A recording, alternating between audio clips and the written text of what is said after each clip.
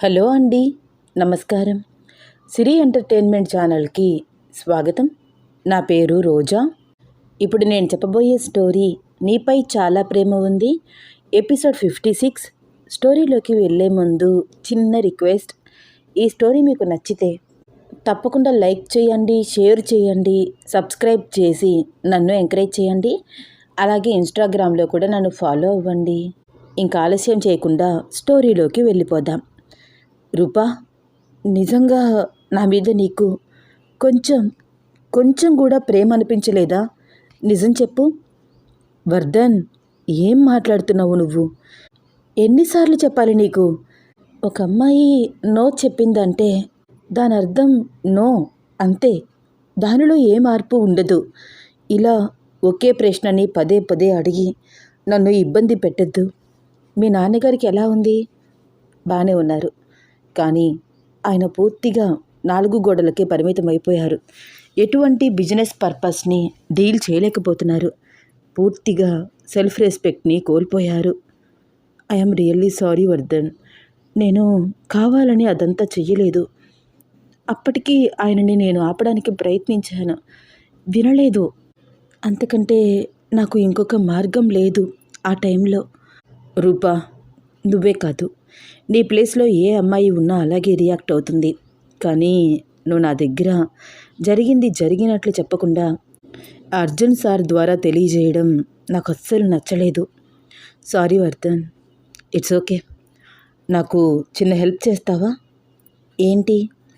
ఇక్కడ ఉన్న స్టూడెంట్స్ అందరూ ప్రాక్టికల్స్ ఎలా చేస్తున్నారో అబ్జర్వ్ చేసి ఒక్కొక్కరి ప్రాజెక్ట్ వర్క్ గురించి డీటెయిల్స్ సబ్మిట్ చెయ్యి. నాకు హెడేక్గా ఉంది. ఓకే, నేను ఈ వర్క్ అంతా కంప్లీట్ చేస్తాను, నువ్వు రెస్ట్ తీసుకో. థ్యాంక్ యూ రూపా అంటూ వర్ధన్ అక్కడి నుంచి వెళ్ళిపోయాడు. అర్జున్ స్టేషన్కి వచ్చినప్పటి నుంచి మిస్సింగ్ కేసెస్ గురించి సెర్చ్ చేస్తూ ఇన్వెస్టిగేషన్ స్టార్ట్ చేశాడు. మిస్ అయిన అమ్మాయిల ఏజ్ 18 to 25 మధ్యలో ఉండడం స్ట్రేంజ్గా అనిపిస్తోంది. వాళ్ళ డీటెయిల్స్ అన్నీ అబ్జర్వ్ చేసి వాళ్ళందరూ కూడా కాలేజ్ స్టూడెంట్స్ అని తెలుసుకుని ప్రతి అమ్మాయి ఏ కాలేజీలో చదివిందో ఆ కాలేజెస్కి వెళ్ళి ఏ రోజు నుంచి వాళ్ళు మిస్ అయ్యారో ఆ రోజు కాలేజ్కి వచ్చారా లేదా, వాళ్ళలో ఎవరికైనా బాయ్ ఫ్రెండ్స్ ఉన్నారా అని ఎంక్వైరీ చేసి ఆ పిల్లలతో రిలేషన్లో ఉన్న ప్రతి ఒక్కడిని ఇంట్రాగేషన్ చేసి అనుమానంగా ఉన్న ప్రతి ఒక్కరిని కస్టడీలోకి తీసుకుంటున్నాడు అర్జున్. ఆ అమ్మాయిలు కాలేజీ నుంచి ఏ ఏరియాకి టర్న్ అయ్యారో ఆ ఏరియాలో ఉండే ప్రతి సీసీటీవీ ఫుటేజ్ని సేకరించి క్లియర్గా అబ్జర్వ్ చేస్తున్నాడు. ఆ ఏరియాలో స్ట్రీట్ లైట్స్ పనిచేయట్లేదు, ఆరి వెలుగుతున్నాయి. టైం ఈవినింగ్ 8 అవుతోంది. కాలేజ్ నుంచి వెళ్తున్న అమ్మాయి ఫోన్ మాట్లాడుతూ స్టైల్గా నడుచుకుంటూ నవ్వుతూ వెళ్తోంది. ఆ స్ట్రీట్ లైట్స్ లేని ప్రదేశానికి రాగానే ఒక్కసారిగా పక్కనే ఆగి ఉన్న కారులో నుంచి 2 వ్యక్తులు తనని బలవంతంగా పట్టుకుని ఒకరు కాళ్ళు మరొకరు భుజానికి కింద చేతులు వేసి పైకి లేపి అరవకుండా నోరు నొక్కేసి కారు ఎక్కించడం, ఆ ప్రదేశం నుంచి స్పీడ్గా ఎస్కేప్ అవ్వడం క్లియర్గా కనిపిస్తోంది. ఆ ఫుటేజ్లో ఉన్న వ్యక్తులు ముసుగులు వేసుకుని ఉన్నారు. జూమ్ చేసి చూస్తున్నా స్పష్టంగా కనిపించట్లేదు. కార్ చాలా ఓల్డ్ మోడల్. ఈ రోజుల్లో ఇలాంటి కార్ ఎవరు వాడుతున్నారు? నారాయణ గారు, ఈ ఫుటేజ్ ఎప్పటిది? Recently sir. ఆ అమ్మాయి మిస్ అయ్యి 2 రోజులు అవుతుంది. టైం లేదు నారాయణ గారు. 15 days నుంచి ఒక్క క్లూ కూడా దొరకలేదు. వాళ్ళు ఎవరైనా సరే మనం త్వరగా క్యాచ్ చేయాలి. సార్, 48 గంటలు గడిచిపోయింది. ఆ అమ్మాయి ప్రాణాలతో ఉంటుందా? ఛాన్సెస్ లేవు నారాయణ గారు. బట్ వాళ్ళని వదలలేము కదా. ఈరోజు ఈ అమ్మాయికి జరిగినట్లు మరొక అమ్మాయికి జరగకూడదు. క్లూ దొరకగానే అర్జున్ అలర్ట్ అయ్యాడు. స్పాట్కి ఫారెన్సిక్ ల్యాబ్ వాళ్ళని కానిస్టేబుల్స్ని తీసుకుని వెళ్ళి క్షుణ్ణంగా పరిశీలిస్తున్నాడు. ఆ ఏరియా లైన్మెన్కి కాల్ చేసి, ఈ ఏరియాకి మీరేనా లైన్మెన్? అవును సార్, భయపడుతూ అన్నాడు ఆ వ్యక్తి. స్ట్రీట్ లైట్స్ ప్రాబ్లం రాగానే రియాక్ట్ అవ్వాలి కదా. ఇంత చీకట్లో ఇక్కడ ఏదైనా ప్రమాదం జరగవచ్చు అని మీకు అనిపించలేదా? ఎప్పటి నుంచి ఈ ప్రాబ్లం ఉంది? సార్, కావాలని ఎవరో లైన్ కట్ చేశారు సార్. ఇక్కడ ఎటువంటి ప్రాబ్లం లేదు. ఈ ఒక్కచోటే లైట్స్ వెలగట్లేదు. అది కూడా నిన్న నేను రిపేర్ చేయించాను. కొంచెం కంగారు పడుతూ అన్నాడు ఆ వ్యక్తి. అయితే పక్కా ప్లాన్తో ఆ అమ్మాయిని కిడ్నాప్ చేశారని అర్థమై ఆలోచిస్తూ ఫారెన్సిక్ వాళ్ళని అక్కడ అంతా క్షుణ్ణంగా పరిశీలించమని, ఫింగర్ ప్రింట్స్ ఏమైనా దొరికితే సేకరించమని అర్జున్ అలర్ట్ చేశాడు. తిరిగి స్టేషన్కి వచ్చి మిగిలిన అమ్మాయిల ఆచూకీ ఏమైనా తెలుస్తుందా అని స్టడీ చేస్తున్నాడు. ఒక్కొక్కరిని క్షుణ్ణంగా పరిశీలించిన తర్వాత అందరూ ఈవినింగ్ టైంలోనే మిస్ అవుతున్నారని ఒక క్లారిటీకి వచ్చాడు. దాదాపు 15 మంది అమ్మాయిలు. అందరూ 18 ఏళ్ల నుంచి 25 ఏళ్ల లోపు యంగేజ్లో ఉన్నవాళ్ళు. అందరూ కాలేజ్ స్టూడెంట్స్ ఈవినింగ్ టైంలో మిస్ అవుతున్నారు. ఇది చిన్న విషయం కాదు, డేంజర్ సిచ్యువేషన్. స్టూడెంట్స్ అందరినీ అలర్ట్ చేయాలి అనుకుంటూ తన స్టేషన్ పరిధిలో ఉన్న ప్రతి కాలేజ్కి వెళ్ళి ఉన్న సిచ్యువేషన్ అందరికీ క్లియర్గా ఎక్స్ప్లెయిన్ చేసి ఒంటరిగా ఏ ఒక్క ఆడపిల్ల బయటికి వెళ్ళొద్దు అని, చీకట్లో అస్సలు వెళ్ళకూడదని, ఓల్డ్ మోడల్ కార్ ఎక్కడ కనిపించినా వెంటనే ఇన్ఫర్మేషన్ ఇవ్వాలని అందరికీ చెప్పి హెచ్చరించి ప్రతి ఒక్కరి బ్యాగ్కి లొకేషన్ ఐడెంటిఫై చేయడానికి నావిగేషన్ చిప్ కనెక్ట్ చేసి, ఒకవేళ మీరు అనుకోని పరిస్థితుల్లో ఇరుక్కుంటే మాత్రం అట్లీస్ట్ మీ బ్యాగ్ అయినా మీ దగ్గర ఉండేలాగా చూసుకోండి. వీలైనంత తొందరగా మా రెస్క్యూ టీం మిమ్మల్ని కనెక్ట్ అవ్వడానికి, సేవ్ చేయడానికి ప్రయత్నిస్తుంది అని 1కి 4 సార్లు చెప్పి అందరినీ అలర్ట్ చేశాడు అర్జున్. ఆ రోజు నుంచి కాలేజెస్ అన్నిట్లో నైట్ క్లాసెస్ బంద్ చేశారు. అనివార్య పరిస్థితుల్లో క్లాసెస్కి అటెండ్ అవ్వాల్సి వచ్చిన స్టూడెంట్స్ అందరూ కలిసి వెళ్తున్నారు, కలిసి వస్తున్నారు. సింగిల్గా వెళ్ళడానికి ధైర్యం చేయట్లేదు. అర్జున్ చెప్పిన జాగ్రత్తలు అన్నీ తీసుకుంటూ ఉండడం వల్ల దాదాపు నెల రోజుల నుంచి ఎటువంటి మిస్సింగ్ కేసెస్ రాలేదు. అలాగే అంతకుముందు మిస్ అయిన అమ్మాయిల ఆచూకీ కూడా తెలియట్లేదు. కేసు గురించి ఎంక్వైరీ చేస్తూ తెగ ఆలోచిస్తూ అర్జున్ సిగరెట్ మీద సిగరెట్ స్మోక్ చేస్తున్నాడు. అప్పుడే రూప అర్జున్ రూమ్ దగ్గరికి వచ్చి, సార్ అంటూ డోర్ ట్యాప్ చేసింది. కమాన్ రూపా, అక్కడే ఆగిపోయావే, కొంచెం టీ తాగండి సార్, రిలాక్సేషన్గా ఉంటుంది అంటూ టీ తీసుకువచ్చి అర్జున్కి ఇచ్చింది. థ్యాంక్ యూ రూపా అంటూ స్మోక్ చేస్తున్న సిగరెట్ని యాస్ట్రేలో ఆర్పేసి రూప చేతిలో టీ అందుకున్నాడు. ఆ గదిలో సిగరెట్ వాసన బాగా వస్తూ ఉండడంతో బాల్కనీ వైపు తలుపు తీసింది రూప. విండోస్ అన్నీ ఓపెన్ చేసింది. సార్, ఈ మధ్య మీరు బాగా స్మోక్ చేస్తున్నారు. ఎప్పుడైనా ఒక్కటి స్మోక్ చేసే మీరు ఈ మధ్య ఇది ఒక హ్యాబిట్గా మార్చేసుకున్నారు. Smoking is injuries to health sir, please avoid చేయండి. ఈ కేసు సాల్వ్ అవ్వట్లేదు రూపా. ఒకరు కాదు, ఇద్దరు కాదు, 15 మంది అమ్మాయిలు. చిన్న విషయం కాదు కదా. పైనుంచి ప్రెషర్ బాగా ఉంది నాకు. అయితే ఇంకా ఎంక్వైరీ పెంచండి, ఇంకా కొంచెం కష్టపడండి, కేసు మీద స్టడీ చేయండి. అంతేకాని ఇలా మీ హెల్త్ మీరు పాడు చేసుకుంటుంటే నేను చూడలేకపోతున్నాను సార్ అని అర్జున్తో మాట్లాడుతూనే ఆ రూమ్ మొత్తం క్లీన్గా సర్దుతోంది రూప. రూపని బ్యాక్ సైడ్ నుంచి చూస్తూ వెనకగా వచ్చి ఒక్కసారిగా హత్తుకున్నాడు అర్జున్. రూప గట్టిగా అరిచేలోపే తన నోటిని మరొక చేతితో మూసేస్తూ అరవకు అని చిన్నగా తన చెవిలో చెప్పాడు. తల కొంచెం పక్కకు తిప్పి తనంత గట్టిగా హత్తుకున్న అర్జున్ కళ్ళల్లోకి ఐమూలగా చూస్తూ, ఏం చేస్తున్నారు సార్ మీరు, చిగురు టాకులాగా వణుకుతూ అంది రూప. నిన్ను కౌగిలించుకుంటున్నాను. ఏంటి సార్, వదిలేయండి, ఎవరైనా వస్తారు. ఎవ్వరూ రారు. నా రూమ్కి నా పర్మిషన్ లేకుండా అస్సలు రారు. నిజంగా నేను స్మోక్ చేయడం నీకు ఇష్టం లేదా?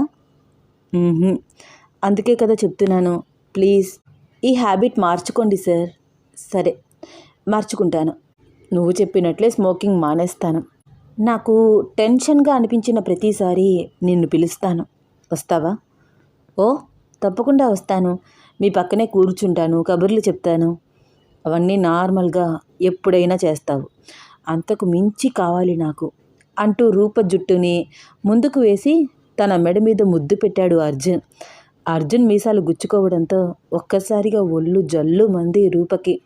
అర్జున్ అలా ముద్దు పెడతాడు అని రూప అస్సలు ఊహించలేదు. తన నడుం చుట్టూ అర్జున్ చేతులు తనని మరింత బిగిస్తున్నాయి. వెనకగా అర్జున్ తనని మరింత హత్తుకుంటూ మెడవంపుల్లో ముద్దులు పెడుతున్నాడు. రూప తనకి తెలియకుండానే అర్జున్ ఊపిరి స్పర్శకి మెల్ట్ అయిపోతూ చిన్నగా అర్జున్ వైపుకు తిరిగింది. సార్, ప్లీజ్ వదిలేయండి, అంది చిన్నగా. అబ్బా, ఇది తప్ప ఇంకేమీ మాట్లాడవా? వదలండి వదలండి. నువ్వు కూడా నాకు ముద్దు పెట్టొచ్చు కదా, చాలా రిక్వెస్ట్గా అడిగాడు అర్జున్. చిన్నగా కళ్ళు పైకెత్తి అర్జున్ వైపు చూసింది. కనురెప్పలు ఎగరేస్తూ తన వైపు రొమాంటిక్గా చూస్తున్న అర్జున్ చూపులకు ఉక్కిరి బిక్కిరి అయిపోతూ అతని వైపు సూటిగా చూడలేక అతని గుండెల్లో తల దాచుకుంది రూప. సరే అయితే నువ్వు ముద్దు ఇవ్వవు, నేను సిగరెట్ స్మోక్ చేయడం మానను అన్నాడు అర్జున్ చిన్నగా రూప చుట్టూ ఉన్న చేతులు తీసేస్తూ. ప్లీజ్ సార్, వద్దు. సిగరెట్ తీసుకుంటున్న అర్జున్ని ఆపింది రూప. అయితే ఒక పని చేయి, రోజు నువ్వు నా దగ్గరికి వచ్చి ఒక ముద్దిచ్చి వెళ్ళు, ఒక్కటే చాలు. ఈ టెన్షన్ ఆటోమేటిక్గా ఎగిరిపోతుంది. నేను కూడా స్మోకింగ్ హ్యాబిట్ చిన్నగా మానేస్తాను, సరేనా? అని సిగ్గుపడుతూనే ఒప్పుకుంది రూప. ఏంటి, నిజంగా ఇస్తావా? ఆశగా అడిగాడు అర్జున్. సార్, నేను మీ దానిని, ఎప్పటికైనా మీకు సొంతం అవ్వాల్సిన మనిషిని. ఒక్క ముద్దు నేను ఇస్తే మీరు ఇలాంటి హ్యాబిట్స్ మానేస్తాను అని అంటే తప్పకుండా ఇస్తాను. ఓయ్, నేనేమన్నానో నువ్వు సరిగ్గా విన్నావా? ఒక్క ముద్దు కాదు, రోజుకి ఒక ముద్దు అన్నాను. డైలీ ఇస్తావా? ఒక్కొక్కసారి మరీ టెన్షన్గా ఉంటే అంతకంటే ఎక్కువ అడగచ్చేమో. రూప ఫీలింగ్స్ని అబ్జర్వ్ చేస్తూ అన్నాడు అర్జున్. అర్జున్ మాటలకు రూప బుగ్గలు ఎర్రగా అవుతున్నాయి, కనురెప్పలు వాలిపోతున్నాయి. తననే చూస్తున్న అర్జున్ వైపు సూటిగా చూడలేక నేలచూపులు చూస్తూ ఇస్తాను సార్ అంది చిన్నగా. ఓయ్, ఏంటి, నిజంగా నిజంగా ఒప్పుకుంటున్నావా నా గురించి? మీకే కదా సార్ ఇస్తా అన్నాను. మీరు ఇప్పటికే నన్ను చాలాసార్లు అడిగారు. నిజంగానే నాకు మిమ్మల్ని చూస్తే పాపం అనిపిస్తోంది. వామ్మో, నమ్మలేకపోతున్నాను. అయితేరా, దూరంగా ఎందుకు నించున్నావు? ఇప్పుడు కూడా నేను చాలా చాలా టెన్షన్గా ఉన్నాను. టైట్గా హక్ చేసుకుని ఒక డీప్ కిస్ ఇవ్వు అంటూ అర్జున్ రూప వైపు అడుగులు వేస్తున్నాడు, రెండు చేతులు చాపి. రూప భయపడి పారిపోలేదు. ముందడుగు వేసి అర్జున్ కౌగిలిలో ఒదిగిపోయింది. చాలా చాలా ఎగ్జైట్మెంట్గా రూపని అమాంతం హత్తుకున్నాడు. ముద్దు పెట్టుకోవడానికి చాలా దగ్గరగా వచ్చాడు. రూప లిప్స్ని అందుకునే లోపే రూప చెయ్యి అడ్డుపెట్టింది. షో అని నిట్టూరుస్తూ ఏమైంది ఇప్పుడు అన్నాడు అర్జున్. ఈరోజు ముద్దివ్వడం కుదరదు. అదేంటి, ఇప్పుడే కదా టెన్షన్గా ఉన్నప్పుడు ఇస్తానన్నావు? హా అన్నాను, కానీ మీరిప్పుడు సిగరెట్ కాల్చారు కదా. అయితే ఏంటి, మౌత్ వాష్ చేసుకుని రానా? మీరు ఏ రోజు సిగరెట్ కాలిస్తే ఆ రోజు నేను ముద్దివ్వను. దిస్ ఈజ్ నాట్ ఫెయిర్ రూప. ఆశ పెట్టి ఏడిపిస్తున్నావు నువ్వు. మీరేమైనా అనుకోండి సార్, సిగరెట్ కాల్చకుండా మీరు కంట్రోల్గా ఉంటే మీరు అడిగినట్లు ముద్దిస్తాను. అంటే ఇప్పుడు ఏమీ ఇవ్వవా? నువ్వు అన్నావు కదా నన్ను చూస్తే పాపమని అనిపిస్తోందని. ఒక్క ముద్దు, లిటిల్ బిట్ ముద్దివ్వచ్చు కదా. అయితే కళ్ళు మూసుకోండి. కళ్ళెందుకే మూసుకోవడం? ప్లీజ్ సార్, మూసుకోండి. సరే అంటూ కళ్ళు మూసుకున్నాడు అర్జున్. రూప అర్జున్ దగ్గరికి వచ్చి తన కాళ్ళు ఎత్తి అర్జున్ని దగ్గరగా తీసుకుని బుగ్గ మీద ముద్దు పెట్టింది. అరే, ఏంటిది, చిన్న పిల్లాడికి బుగ్గ మీద ముద్దు పెడతారు అన్నాడు అర్జున్ అంత దగ్గరగా వచ్చిన రూపని గట్టిగా పట్టుకుంటూ. ఈ రోజుకి ఇంతే సార్ అంటూ అర్జున్ చేతులు విడిపించుకోవడానికి తెగ ట్రై చేస్తోంది రూప. రూప, ఇప్పుడు నేను నిన్ను బలవంతంగా కిస్ చేస్తే? మరింత హత్తుకుంటూ తన లిప్స్ వైపు రొమాంటిక్గా చూస్తూ అడిగాడు.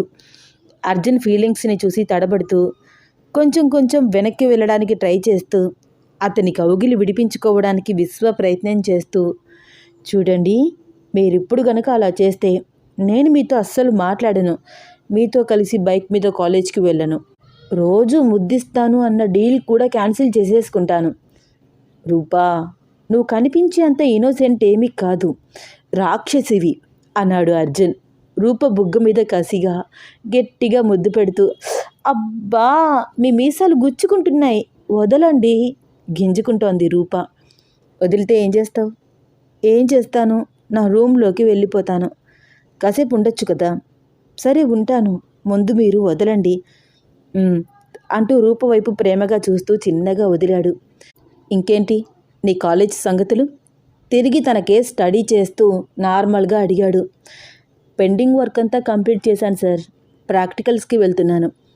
పర్వాలేదు, బాగానే చదువుతున్నాను. వర్ధన్, తేజ ఏమంటున్నారు? తేజ ఎప్పటిలాగానే క్లోజ్గానే ఉంది. కానీ వర్ధన్ నన్ను ఈ మధ్య అవాయిడ్ చేస్తున్నాడు సార్. ఏదో కొంచెం మాట్లాడుతున్నాడు అంతే. ఏ, ఎందుకలాగా? వాడికి కోపం వచ్చింది సార్. చెప్పకుండా వచ్చేసాను కదా. బేసిక్గా వర్ధన్ మంచివాడు రూప. నేను అతని యాటిట్యూడ్ని బాగా అబ్జర్వ్ చేశాను. కొంచెం పొగరు ఉంది. కోర్స్ బాగా ఆస్తిపరుడు కదా. అందుట్లోనూ కాబోయే డాక్టర్ అంటే ఆ మాత్రం ఉంటుందిలే. బట్ మనిషి మంచివాడు. ల్యాప్టాప్ ఓపెన్ చేసి మిస్సింగ్ వీడియోస్ అన్నీ అబ్జర్వ్ చేస్తూ అన్నాడు అర్జున్. అవును సార్, నాకు తెలుసు. వర్ధన్ ఏదో ఒకరోజు నన్ను ఎక్స్క్యూజ్ చేస్తాడు అంటూనే అర్జున్ పక్కకి వచ్చి ఆ మిస్సింగ్ వీడియో వైపు చూస్తోంది రూప. ఏంటి సార్ ఇది? ఆ అమ్మాయిని 4 వ్యక్తులు కలిసి కిడ్నాప్ చేశారు. అది కూడా ఓల్డ్ వెహికల్. కాలేజ్ స్టూడెంట్స్ని కిడ్నాప్ చేశారు. చీకటి పడిన తర్వాత ఎవరూ లేని ప్రదేశాన్ని వాళ్ళ కిడ్నాపింగ్ స్పాట్గా సెలెక్ట్ చేసుకుంటున్నారు. ఆ వీడియోని బాగా అబ్జర్వ్ చేస్తున్నారు ఇద్దరు. ఓ మై గాడ్ సార్, ఒక్క అమ్మాయిని 4 కలిసి మోసుకెళ్తున్నారేమిటి? పైగా వాళ్ళ నడకని అబ్జర్వ్ చెయ్యండి. చాలా చిన్నగా నడవలేక నడుస్తున్నట్లు ఉన్నారు కదా. ఎగ్జాక్ట్లీ రూపా, నేను కూడా అదే అబ్జర్వ్ చేస్తున్నాను. వాళ్ళకి ఏజ్ 60 ఉండొచ్చు. అంత పెద్ద ఏజ్లో అమ్మాయిల్ని తీసుకువెళ్ళి ఏం చేస్తున్నారో నాకు అర్థం కావట్లేదు. సార్, మనుషులు రోజురోజుకి దారుణంగా తయారవుతున్నారు. మనిషినే పీక్కు తినే రోజులు వచ్చేస్తున్నాయి. వయసు, వరస, వ్యత్యాసంతో ఎటువంటి సంబంధము ఉండదు. మన కళ్ళ ముందే ఉంది కదా సార్, మా అక్క దీప. ఇలాంటి ఒక మృగం దాని జీవితంపై కోలుకోలేని దెబ్బ కొట్టింది. వాడు మాత్రం సంతోషంగా సమాజంలో హ్యాపీగా తిరిగేస్తున్నాడు. వాడి వల్ల నరకం పడ్డ మా అక్క మాత్రం ఇంకా కోలుకోవట్లేదు. దీపకు జరిగిన ఘోరమైన పరిస్థితి ఒక్కసారిగా గుర్తుకు వచ్చి కళ్ళల్లో నీళ్లు తిరిగాయి రూపకి. రూప అలా కన్నీళ్లు పెట్టుకుంటుంటే అర్జున్కి చాలా బాధగా అనిపించింది. తన భుజం చుట్టూ చేతులు వేసి దగ్గరికి లాక్కుని గుండెలకు హత్తుకున్నాడు. ప్లీజ్, నువ్వు ఇలా ఏడవకు. నేను చూడలేను. మీ బాబాయిని నేను ఖచ్చితంగా పట్టుకుంటాను. నా చేతికి వాడు దొరికితే పిచ్చి కుక్కని కొట్టినట్లు కొడతాను. నువ్వు చూద్దువు గాని రూపా, వెయిట్ చేయి అంటూ తన కన్నీళ్లు తుడిచాడు. వాళ్ళిద్దరూ అంత క్లోజ్గా ఉన్నప్పుడు అర్జున్కి వాళ్ళ నాన్న శివరాం నుంచి ఫోన్ వస్తోంది. 1 మినిట్ రూపా, మా నాన్న కాల్ చేస్తున్నారు, నువ్వు సైలెంట్గా ఉండు అంటూ కాల్ లిఫ్ట్ చేశాడు. Hi daddy, how are you? నేను బాగానే ఉన్నానురా, నువ్వెలా ఉన్నావు? I'm also happy. అమ్మ ఎలా ఉంది? నానమ్మ కోలుకుందా? ఇప్పుడు ఎలా ఉంటున్నారు అందరూ? అందరూ బాగున్నాము. నానమ్మ ఇప్పుడిప్పుడే కోలుకుంటోంది. ఇంకా మీ అమ్మ గురించి అంటావా? నీకు తెలియందేముంది, దానికి కోపం ఎక్కువ. చిన్నగా అదే చల్లబడుతుందిలే కానీ నా కోడలి పిల్ల ఎలా ఉంది? బాగుంది నాన్న, కాలేజ్కి వెళ్తోంది, బాగా చదువుతోంది అంటూ రూప వైపు చూస్తూ నీ గురించే మీ మామగారు అడుగుతున్నారు అన్నట్లు కళ్ళతోనే సైగ చేసి రూపకి చెప్తూ వాళ్ళ డాడీతో మాట్లాడుతున్నాడు అర్జున్. అవునా అన్నట్లు రూప కూడా చిన్న నవ్వు నవ్వి డౌట్గా అర్జున్ ఫేస్ వైపు చూస్తోంది. నిజమే అంటూ అర్జున్ ఫోన్ స్పీకర్ ఆన్ చేశాడు. అయినా డాడీ ఇంత లేట్ నైట్ కాల్ చేశారేమిటి? ఏమోరా, నిద్ర రావట్లేదు. మనసంతా చాలా బాధగా అనిపిస్తోంది. అవునా, ఎందుకని? నా గురించి ఆలోచిస్తున్నారా? నాకేమీ నీ విషయంలో బెంగలేదురా.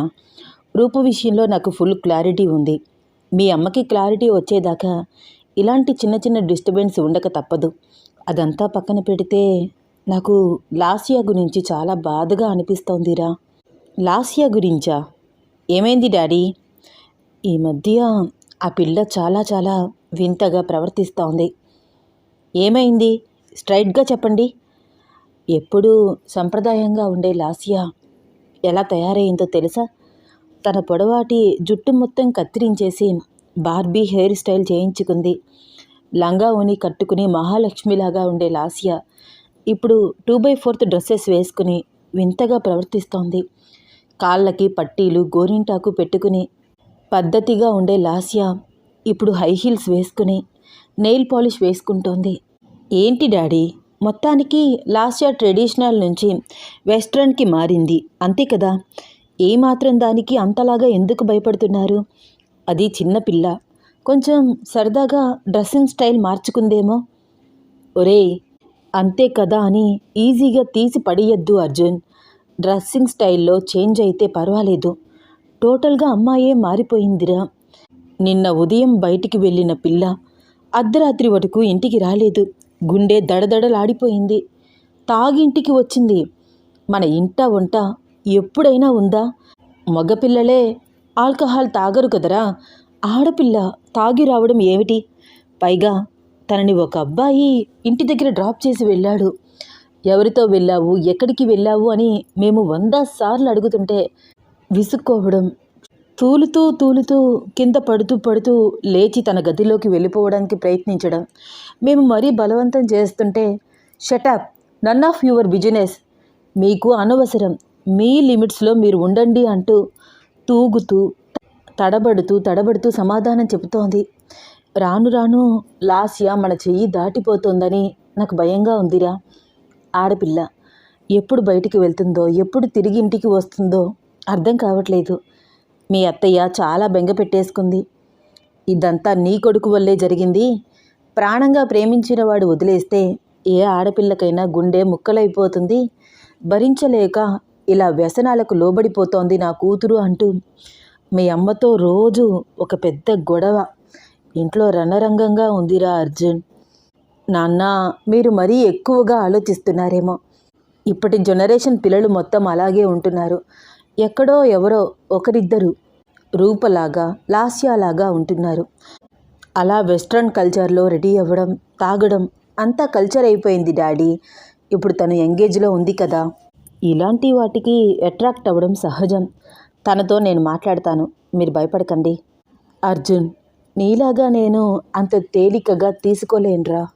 తను నా మేనకోడలు, కళ్ళ ముందే పెరిగిన పిల్ల, ఆడపిల్లరా, పెళ్ళి కావలసిన అమ్మాయి. అల్లరిపాలు అవ్వకూడదు. నలుగురి ముందు ఇలా ఎవరితో పడితే వాడితో తిరుగుతూ ఉంటే దాని భవిష్యత్తు ఏమవుతుందో అన్న భయం ప్రశాంతంగా ఉండనివ్వట్లేదు. డాడ్, నేను తనతో మాట్లాడతాను, మీరు కూల్గా ఉండండి. అది ఎవ్వరి మాట వినట్లేదురా, చాలా మొండిగా ఉంటోంది. ఏదైనా నిలదీసి అడిగితే, చూడండి, మీరు ఇన్ని రోజులు బావని చూపించి ఇతనే నీ మొగుడు, ఇతనికి నచ్చాలంటే నువ్వు ఇలాగే పెరగాలి అంటూ నన్ను కట్టడిలో పెంచారు. నేను కూడా బావ నాకు కాబోయే హస్బెండ్ అని అతనికి నచ్చాలి అనుకుంటూ మీరు చెప్పినట్లే పెరిగాను. కానీ ఇప్పుడు ఆ ఆశ లేదు కదా. అట్లీస్ట్ నాకు నచ్చినట్లు నన్ను ఉండనివ్వండి. లీవ్ ఇట్ అని గట్టిగా అరుస్తూ ఎవ్వరినీ లెక్క చేయట్లేదు. ఏం చేయమంటారు నాన్న? నన్ను ఒకసారి ఊరికి రమ్మంటారా? నువ్వు వస్తే ఇంట్లో మరొక గొడవ మొదలవుతుందిరా. పోనీ ఒక పని చెయ్యండి, లాస్య వెంట తిరిగే అబ్బాయి డీటెయిల్స్ ఏమైనా నాతో చెప్పండి, నేను అటు నుంచి డీల్ చేస్తాను. ఒరేయ్, నీతో చెప్పేదేమిటి? అది ఒకటితో తిరగడం లేదు, రోజుకి ఒక అబ్బాయితో వెళ్తోంది. క్లబ్లకి పబ్బులకి వెళ్ళి తిరిగి వస్తోంది. సాయంత్రం 6ంటికి వెళ్తే అర్ధరాత్రి 12 గంటలకు తిరిగి వస్తోంది. ఒక్కొక్కసారి ఇంకా టైం ఎక్కువ అవుతోంది. వాళ్ళంతలాగా ఎక్కడ తిరుగుతున్నారో అర్థం కావట్లేదు. కొట్టినా తిట్టినా లెక్క చేయట్లేదురా. చంపేస్తారా?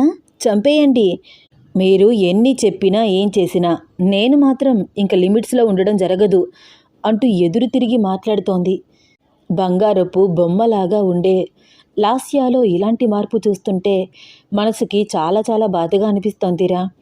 ఒక రకంగా దీనికి నువ్వు కూడా కారణం అర్జున్. అది నువ్వు ఒప్పుకున్నా ఒప్పుకోకపోయినా. ఫోన్ స్పీకర్లో ఉండడం వల్ల ఆ మాటలన్నీ రూప కూడా వింటోంది. ఏంటి డాడీ, మీరు కూడానా?